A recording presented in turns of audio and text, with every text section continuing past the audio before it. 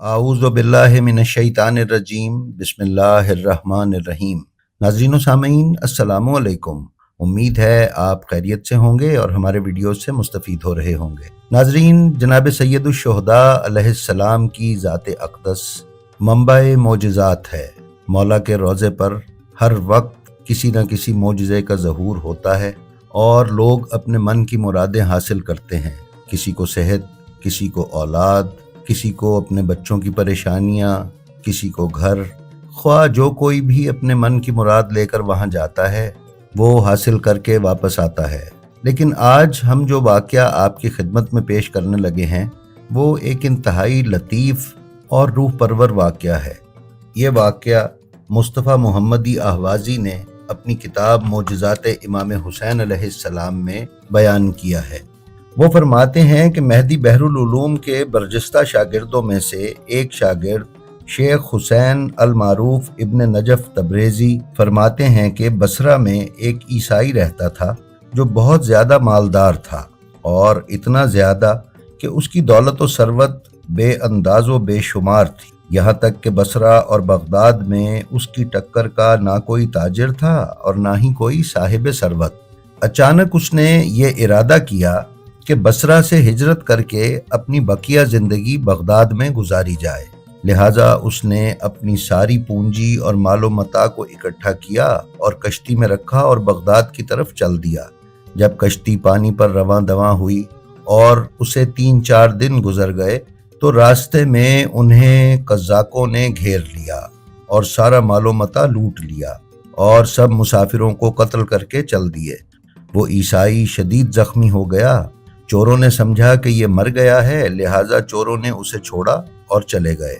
नज़दीक ही वहाँ एक आबादी थी।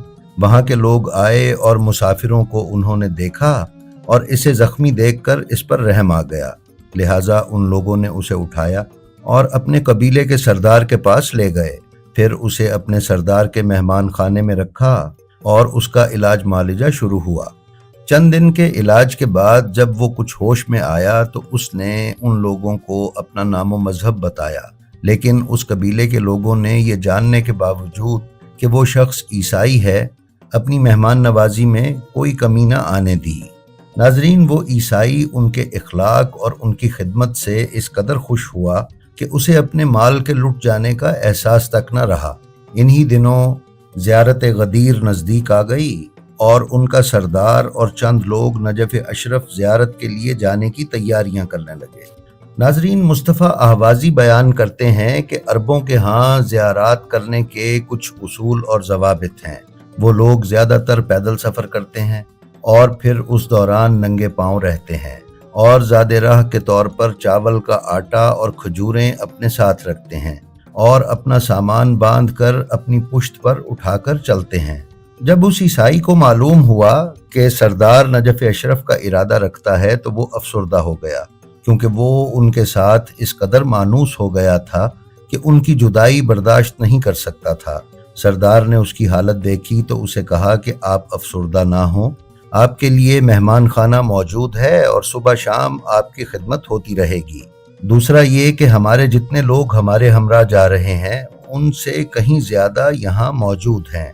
उस ईसाई ने कहा कि मैं तो आपसे मानूस हो गया था और आपकी शफकत ने मुझे अपने गुज़श्ता गम से गाफिल कर दिया था। अब जब कि आप तशरीफ़ ले जा रहे हैं मुझे डर लग रहा है कि कहीं अपने मालो दौलत के लुट जाने के सदमे को बर्दाश्त न करके हलाक न हो जाऊं। अगर आप वाकई मुझे शफकत और रहमदिली में जगह देना चाहते हैं तो मुझे भी अपने हमरा ले चलें। सरदार ने कहा कि आपको साथ ले जाना मुमकिन नहीं, इसलिए कि हम लोग पैदल जाते हैं और दौरान सफ़र अपना खाना साथ रखते हैं। सफ़र चूँकि निहायत दूर का है, आप ज़ख्मी हैं और आप में हिम्मत नहीं है, इसलिए आप ये मुशक्क़त बर्दाश्त नहीं कर सकेंगे। नीज़ ये कि हमें खुदावंदे करीम से अजर व सवाब का तमा व लालच होता है, लिहाजा हम इन सब सख्तियों को बर्दाश्त कर लेते हैं। आप चूँकि मुसलमान नहीं हैं इसलिए इस किस्म की चीज़ों से आपको मुशक्क़त महसूस होगी। नाजरीन, ये सुना तो उस ईसाई ने कहा, बल्कि इसरार किया कि मैं ज़रूर साथ जाऊंगा, तो मजबूरन सरदार को उसकी बात मानना पड़ी। لہٰذا وہ اپنے اس علاقے سے نجف اشرف کے ارادے سے چلے اور کچھ دنوں کے بعد نجف اشرف میں داخل ہو گئے۔ اس عیسائی کو ایک گھر میں ٹھہرایا گیا اور گھر سے باہر نکلنے سے منع کر دیا گیا اور حرم مطہر میں بھی جانے سے روک دیا گیا۔ یہ انتظام کر کے وہ لوگ زیارت کے لیے حرم مطہر چلے گئے اور غدیر کے بعد بھی کافی دن وہ نجف اشرف میں رہے۔ اس کے بعد سردار نے اپنے ہمراہیوں کو 2 حصوں میں تقسیم کیا۔ ایک حصے کے لوگوں کو واپس بھیج دیا اور دوسروں کو زیارت عاشورہ کے لیے کربلا جانے کو کہا۔ اس عیسائی نے سردار سے کہا کہ میں آپ سے جدا نہیں ہوں گا، جہاں آپ جائیں گے آپ کے ہمراہ جاؤں گا۔ لہٰذا اس مرتبہ بغیر رد و قد کے سردار نے اس کی بات کو قبول کر لیا۔ اس کے بعد سردار اپنے ساتھیوں کو اپنے ساتھ لے کر کربلا کی طرف چل دیا۔ اتفاقاً راستے میں رکاوٹیں دامنگیر ہوئیں جن سے وہ کافی دنوں کے بعد کربلا میں وارد ہوئے۔ ناظرین، جس دن وہ کربلا میں داخل ہوئے غروب آفتاب کا وقت تھا اور وہ شب عاشور تھی۔ چونکہ زوار بہت زیادہ تھے لہٰذا صحن مطہر کے باہر لوگوں کے رش کی وجہ سے جگہ نہ مل سکی۔ ادھر عیسائی کی وجہ سے سردار پریشان تھا کہ حرم مطہر کے اندر کیسے جائیں، اس لیے کہ غیر مسلموں کو حرم مطہر کے اندر جانے نہیں دیا جاتا تھا، اور اگر خدام کو پتہ چل جاتا کہ غیر مسلم حرم میں آ گیا ہے تو اسے قتل کر دیا جاتا تھا۔ ناظرین، یہ غالباً کئی 100 سال پہلے کا واقعہ ہے۔ اس وقت کے حالات شاید یہی تھے جیسا کہ کتاب میں بیان کیے گئے ہیں۔ پھر سردار کے ذہن میں ایک ترکیب آئی کہ یہ عیسائی اگر عربوں کی طرح کا لباس پہن لے تو اسے کوئی پہچان نہیں پائے گا، اور اپنے آپ کو بیمار ظاہر کر کے اگر یہ صحن کے درمیان بڑے چراغ کے نیچے بیٹھ جائے اور ہمراہی اس کے پاس اپنا سامان رکھ دیں اور یہ سامان کی نگرانی کرے تو اس طریقے سے یہ حرم میں چلا جائے گا، اور وہ سب شب عاشور امام حسین علیہ السلام اور حضرت عباس کے روضہ عالیہ میں زیارت و عبادت میں گزاریں گے۔ لہٰذا انہوں نے عیسائی سے کہا کہ تم نے آج رات سونا نہیں ہے، ہم لوگ زیارت و عبادت کے لیے جاتے ہیں، تم یہاں اس طرح ٹھہرو کہ تمہیں کوئی پہچان نہ سکے، تم ہمارے ساز و سامان کی حفاظت کرو، کیونکہ آج رات ہم زیارات، گریہ، عبادات، مرثیہ، سینہ زنی، نوحہ خوانی اور دیگر آداب میں مصروف رہیں گے۔ عیسائی نے ان کی بات کو قبول کر لیا اور بڑے چراغ کے نیچے بیٹھ گیا۔ وہ لوگ اپنا سامان اس کے سپرد کر کے زیارت کے لیے چلے گئے۔ جب رات کا کچھ حصہ گزر گیا اور عیسائی نے مشاہدہ کیا کہ تمام گھروں، مدارس، محافل، گلی کوچوں، حرم کے حجروں سے گریہ و نالہ زاری و نوحہ کی آوازیں بلند ہیں، گویا کہ کربلا کے در و دیوار سے اور درختوں سے بھی آوازیں پیدا ہو رہی ہیں، تو ایسا محسوس ہوا کہ قیامت آ گئی ہو اور اسرافیل نے سور پھونک دیا ہو، اس لیے کہ کربلا میں ہر طرف سے گریہ و زاری، نوحہ و ماتمداری کی آوازیں بلند تھیں۔ اس عیسائی نے دیکھا کہ بہت زیادہ مشعلیں روشن ہیں اور بہت کثیر تعداد میں جوان، بوڑھے، بچے ایک خون آلود گھوڑے کے سامنے جمع ہیں، اور اس گھوڑے پر اتنے تیر لگے ہوئے ہیں کہ وہ خار پشت کی طرح نظر آتا ہے۔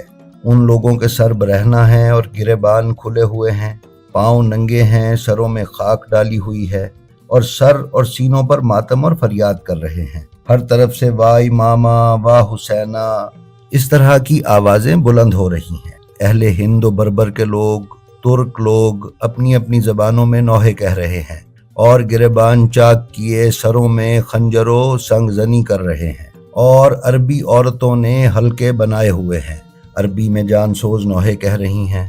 ناظرین، وہ عیسائی اسی طرح لوگوں کے گروہوں کو دیکھتا رہا کہ صحن مطہر کے دروازے سے ماتمدار گریہ و زاری کرتے ہوئے داخل ہوتے اور حرم کے گرد طواف کرنے لگتے اور پھر دوسرے دروازے سے باہر نکل جاتے۔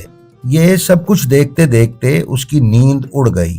ساری رات انہی لوگوں کے بارے میں سوچ و بچار کرتا رہا، یہاں تک کہ رات کا تیسرا حصہ گزر گیا اور لوگ اپنی اپنی قیام گاہوں کی طرف جانا شروع ہو گئے۔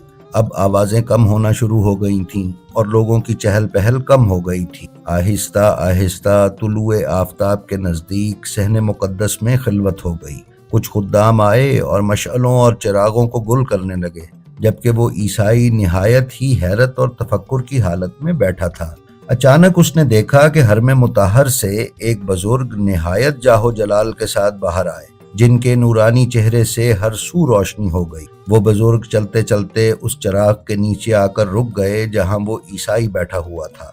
दो आदमी उनके सामने निहायत अदब और एहतराम के साथ आकर खड़े हो गए, जैसे अब्दे जलील अपने मौलाए जलील के सामने खड़ा होता है।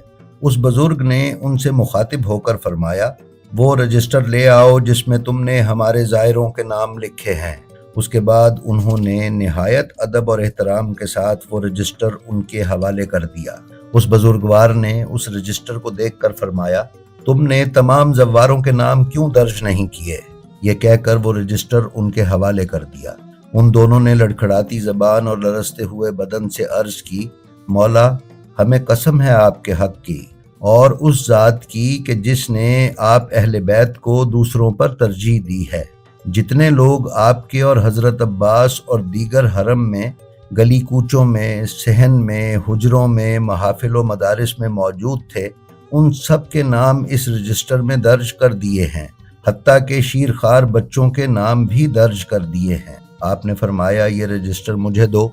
जब दिया गया और आपने उसे दोबारा देखा तो फिर फरमाया कि वही बात है जो मैंने तुम्हें पहले कही है, तुमने तमाम के नाम दर्ज नहीं किए हैं। उन्होंने फिर कसम खाई लेकिन आपने कबूल ना किया। इस पर उनमें से एक शख्स मुतवज्जे हुआ और कहा कि हाँ, इसका नाम नहीं लिखा है। यानी उसने उस ईसाई की तरफ इशारा करके ये कहा कि इसका नाम हमने रजिस्टर में नहीं लिखा है। उस बुजुर्ग ने फरमाया कि तुमने इसका नाम क्यों नहीं लिखा?